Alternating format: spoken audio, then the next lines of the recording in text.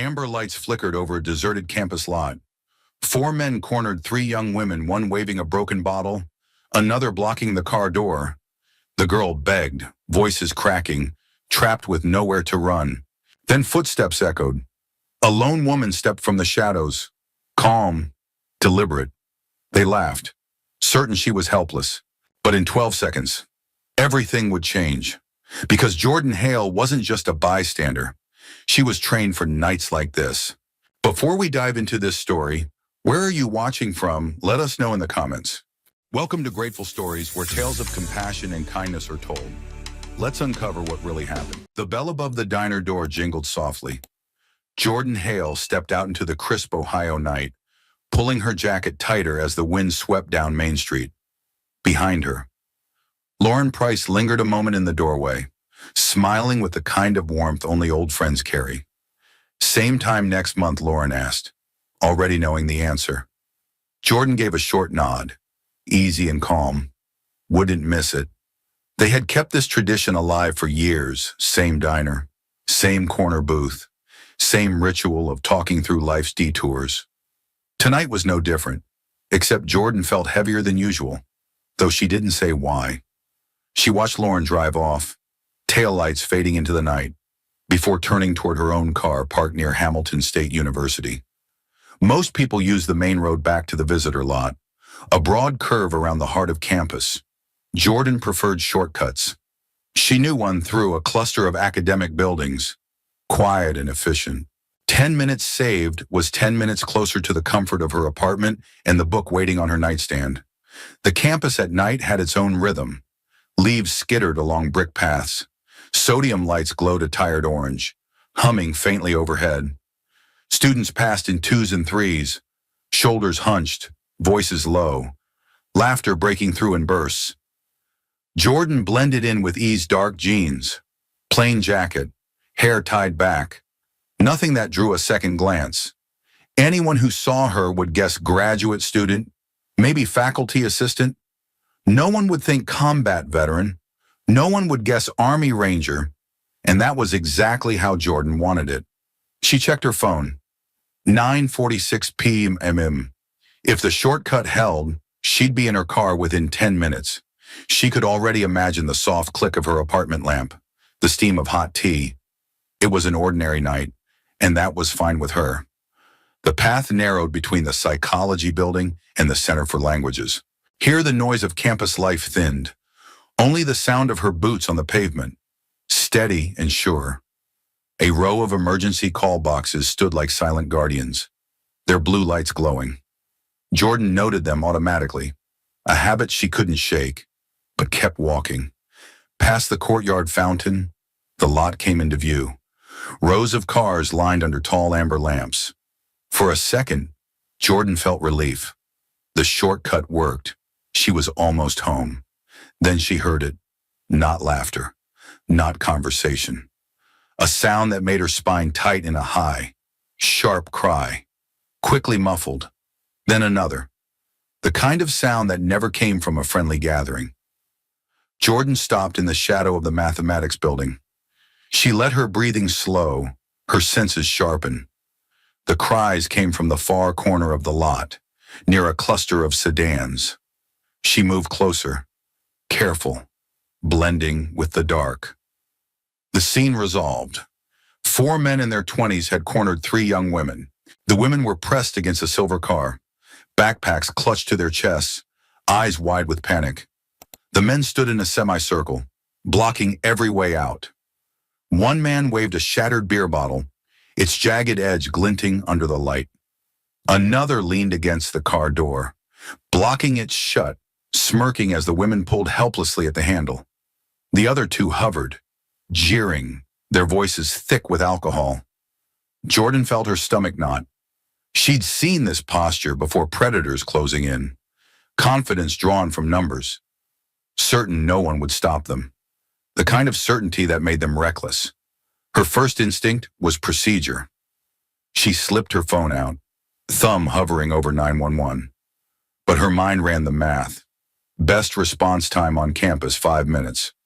Maybe more if patrols were across town. 5 minutes was a lifetime here. One of the girls cried out, "Please just let us go." Her voice cracked, raw with fear. The man with the bottle laughed, thrusting it closer, enjoying the way she flinched. Jordan closed her eyes briefly. She thought of how easy it would be to keep walking, to stay a bystander. She could get in her car, drive away, never be part of this. But her body had already decided. The calm in her chest, the weight in her stance, none of it belonged to someone who ignored danger. She slid the phone back into her pocket. From the shadows, she stepped forward. Her footsteps echoed across the asphalt. Steady, measured, deliberate. "Hey," her voice carried across the lot, firm and clear. "Leave them alone." The four men turned as one, surprise flashing, then twisting into amusement. The leader, tall and broad with a cap turned backward, smiled in cruel confidence. "Mind your business. Lady, keep walking." Jordan didn't break stride. She kept moving toward them, posture even, hands loose at her sides. "I'm making it my business." The girl's eyes widened at her approach. One whispered frantically, "Don't just call security," but Jordan's gaze never left the men. The one with the bottle sneered, swinging it casually as if daring her. Another spread his arms, mocking. "What? You gonna fight us? One woman against four?" Jordan stopped 10 feet away, close enough to act, far enough to assess. Her voice stayed calm. "Last chance. Walk away, and no one gets hurt." They laughed. The sound was loud, harsh, bouncing off the cars. To them, she looked like nothing, just another civilian, foolish enough to step into their game. The leader swaggered forward, leaving the women pinned. He moved with the easy arrogance of someone who had never been challenged. "What are you going to do, call campus cops?" He reached out, hand outstretched to grab her arm. Jordan's eyes stayed locked on him. Her body didn't move yet, but every muscle was poised. She was no ordinary woman on a quiet campus path. She was something else entirely, something these men had no idea they had just invited into their night. The man in the backwards cap grinned wide, flashing teeth under the amber light. His name was Travis, though Jordan didn't know it yet. What she did know was the weight of his footsteps, the angle of his shoulders, the careless swing of his bottle hand. He came close enough to smell of stale beer and cheap cologne. "Big mistake," he sneered, reaching for her arm. His hand never landed. Jordan shifted once, smooth and decisive. Her left hand deflected his wrist aside, her right elbow snapping up in a brutal arc. It drove into the nerve cluster beneath his ear with clinical precision. Travis's body folded. His eyes rolled back. He collapsed to the asphalt with a heavy thud, the beer bottle clattering harmlessly away. The parking lot fell silent. The three girls froze, wide-eyed. The other men stared at their fallen leader, the confidence bleeding from their faces. Dylan, wiry and quick, shook himself first. She sucker punched him. He barked, as if saying it would make it true. He lunged forward, both arms out, aiming to tackle. Jordan pivoted, guiding his weight past her center. In one motion, she twisted his arm into a joint lock and slammed him chest first to the ground. The air rushed out of his lungs in a ragged groan. He writhed, his shoulder grinding against the pavement. "Stop! Stop!" he gasped, the words muffled by asphalt. Jordan released him and stepped back, already shifting her focus.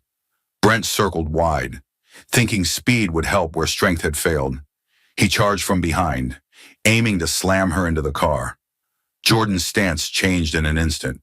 She caught his momentum, dipped her hip, and lifted.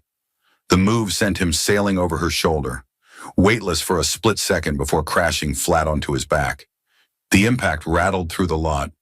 Brent coughed violently, clutching at his ribs, unable to rise. His confidence was gone with the air in his lungs. That left Cole, taller than the rest, bleach blonde hair catching the sodium glow. He hesitated. His sneakers shuffled backward across the pavement. He hadn't expected this. None of them had. Jordan's eyes locked on him, steady and calm. Backing away is smart, she said, but running isn't. Cole's jaw clenched. The words stung. Rage won over fear. His hand darted to his pocket. The girls cried out when they saw the glint of steel. Hannah screamed, "He's got a knife!"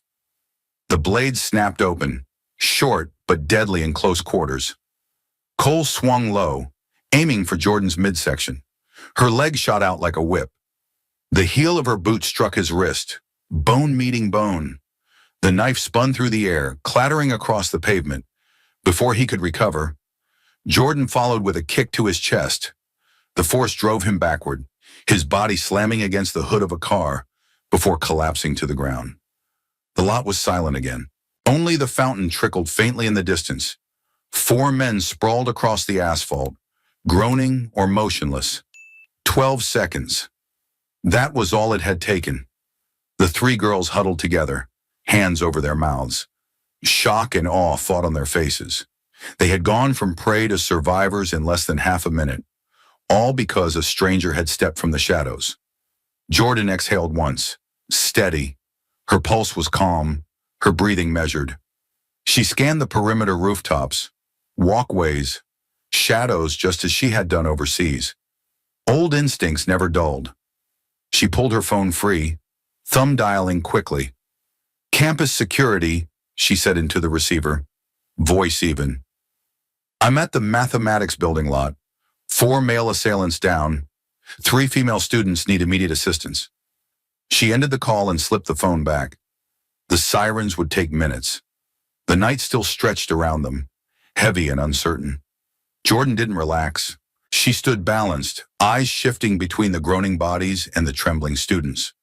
Her posture spoke without words the danger had passed, but she was still ready. Cole stirred, clutching his chest, coughing. He looked up at her with something that wasn't anger anymore. It was fear, the kind born when the world reveals its teeth. He stayed down. Dylan lay on his side, arm cradled close, eyes darting between her and his unconscious leader. He muttered curses under his breath, but made no move to rise. Brent groaned from the ground, rolling to his side and clutching his ribs. Each breath came shallow, ragged. He understood now this wasn't a fight he could win.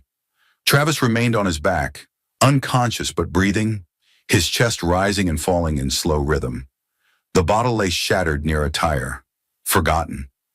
Jordan's gaze moved back to the 3 girls. Emily clutched Hannah's hand so tightly her knuckles were white. Rachel still shook, whispering. What just happened? Jordan didn't answer. Explanations could come later. What mattered was control of the scene. Keep everyone safe until backup arrived. That was the mission now.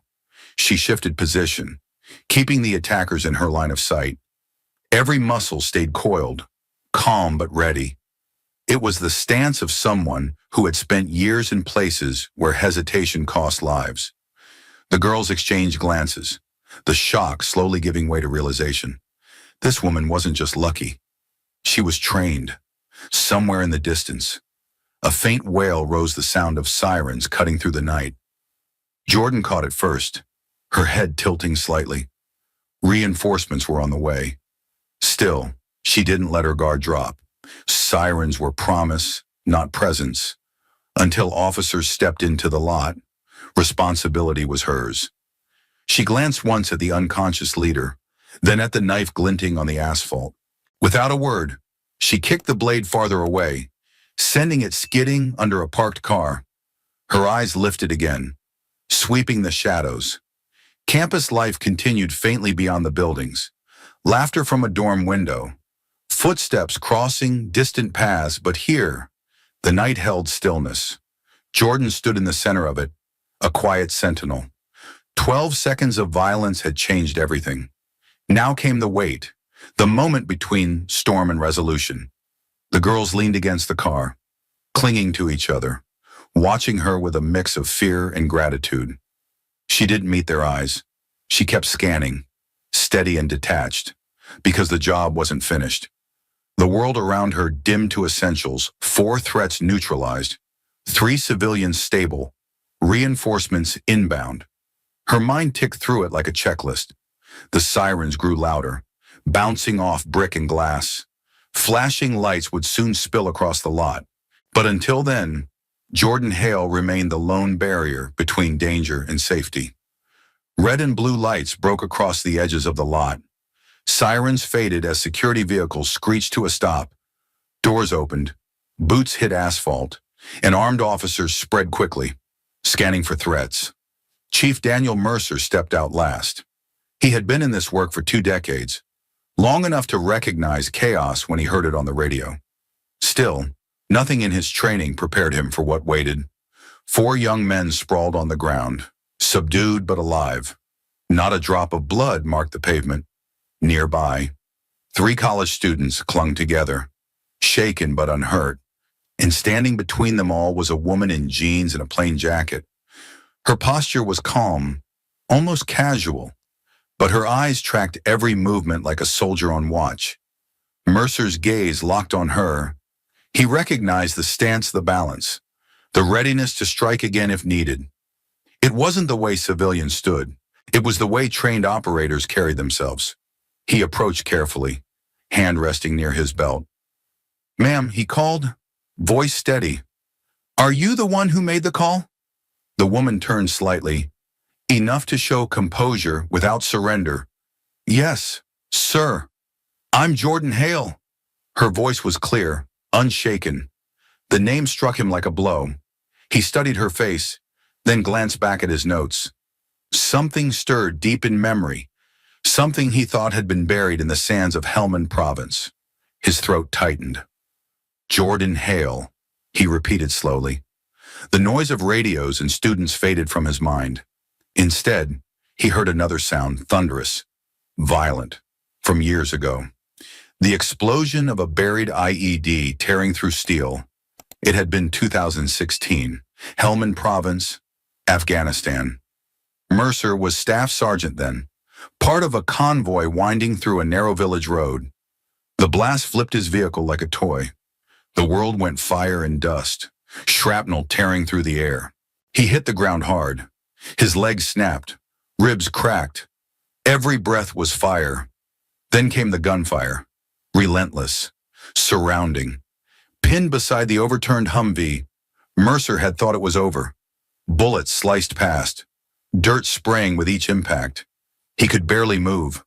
Blood poured down his side. His radio crackled useless static.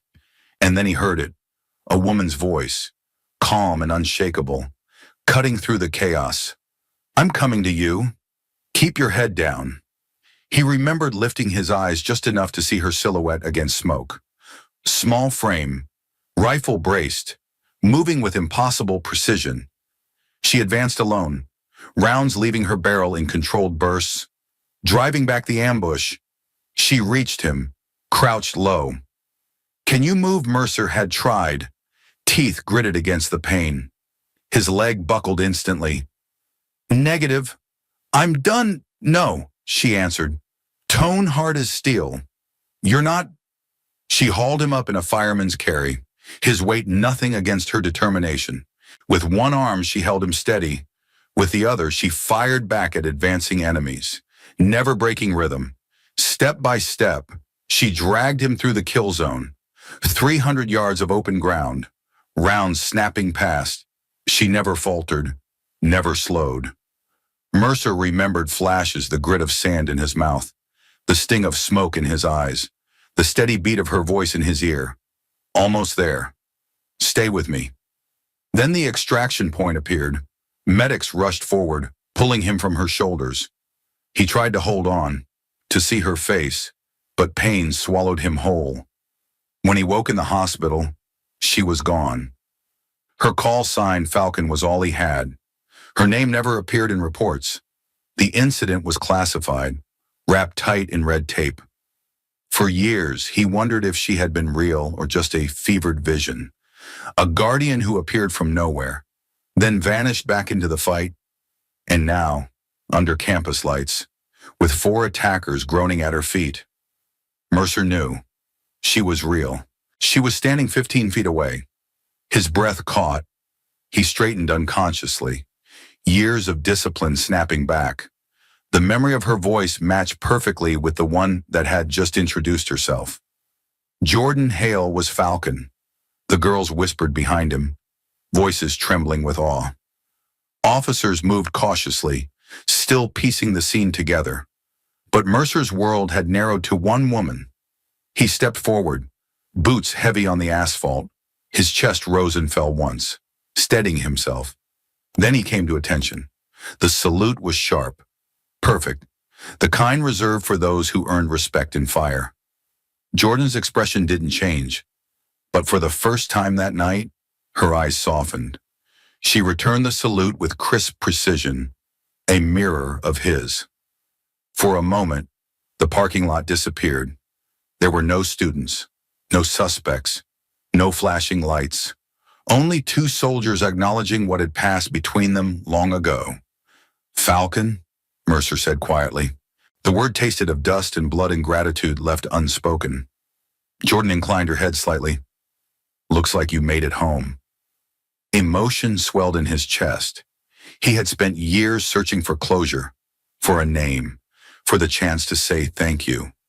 And now fate had brought her back. Not in a war zone, but on a campus in Ohio.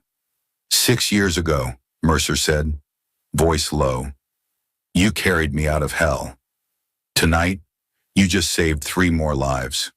Jordan gave the faintest shrug, the kind soldiers use when credit feels undeserved. "I did what anyone should have done."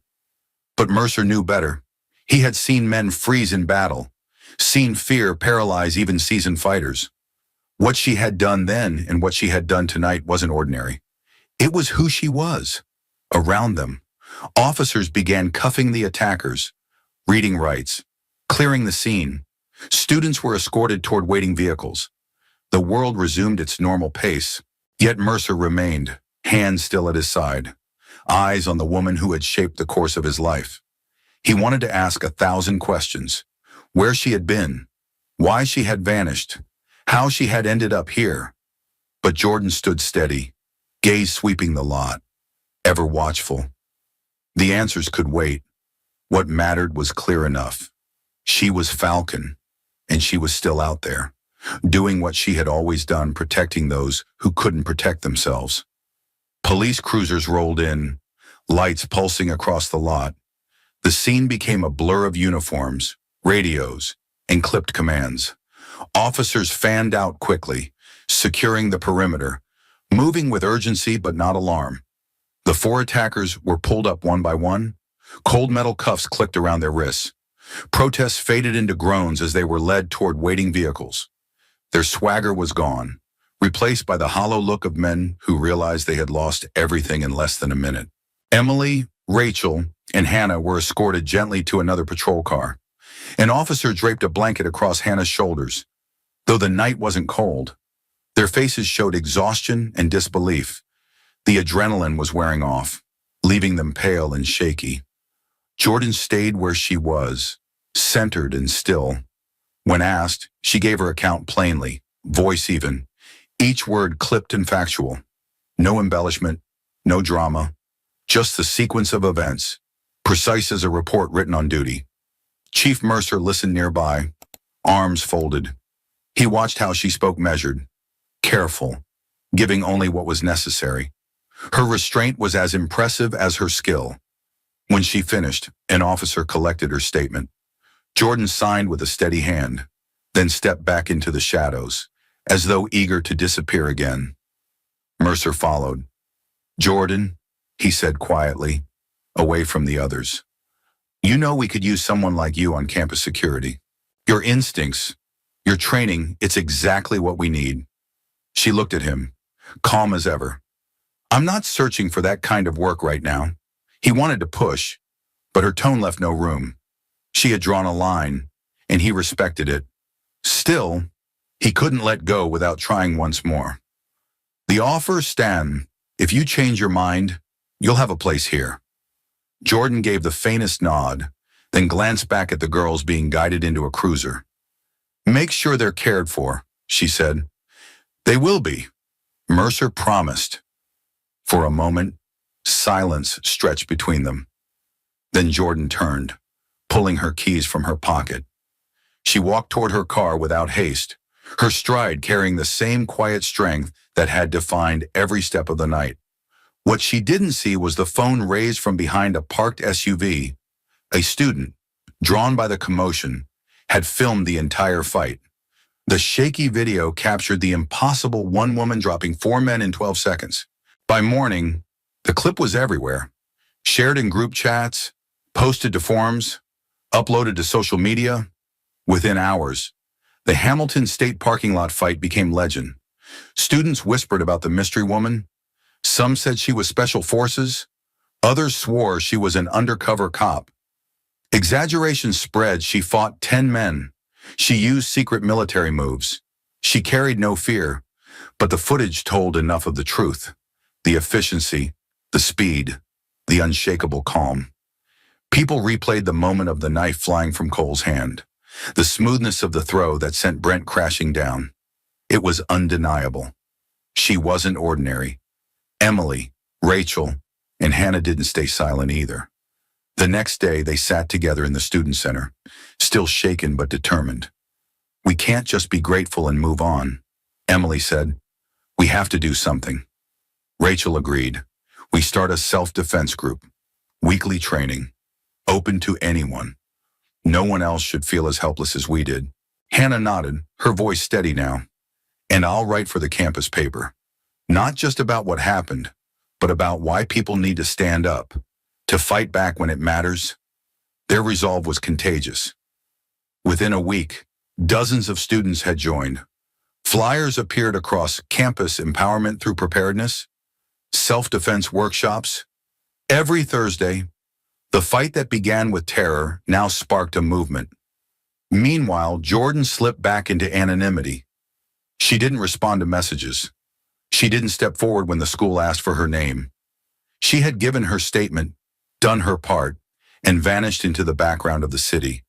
That night, after everything was over, Mercer lingered in the lot long after the cruisers had gone. He stood where she had stood, where 4 attackers had fallen like dominoes. He let the weight of it sink in. He pictured her taillights fading into the dark, swallowed by the night road. He knew he might never see her again. His lips pressed together, words unspoken until now. "The world needs people like you, Jordan, even if you'll never call yourself a hero." He thought of Hellman, of the dust and fire, of being carried when he couldn't take another step. He thought of tonight, 3 young women alive because she refused to look away. Somewhere out there, she was driving through the quiet streets, heading back to her apartment. She'd make tea. She'd read her book. To her, it was over. But to the rest of them, it was only beginning. The video didn't stop spreading. Local news picked it up, then regional. By week's end, millions had watched. Comments flooded in admiration, disbelief, speculation. Still, no one found her. She left no trail, no interviews, no social media, no sign she existed at all. It was as if Jordan Hale had stepped from the night just long enough to remind people what courage looked like, then faded back into silence. Mercer carried the truth with him.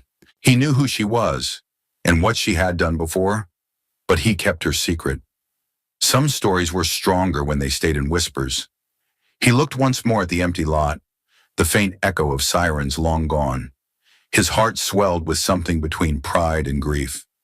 Jordan Hale, call sign Falcon, had saved lives again. And just as before, she had vanished. To the world, she was the nameless woman in a viral video. To Mercer, she was the soldier who had carried him out of hell. And somewhere beyond the glow of campus lights, she continued on. Not as a legend, not as a hero, but as herself. A protector who appeared only when needed, leaving no mark except the lives she saved.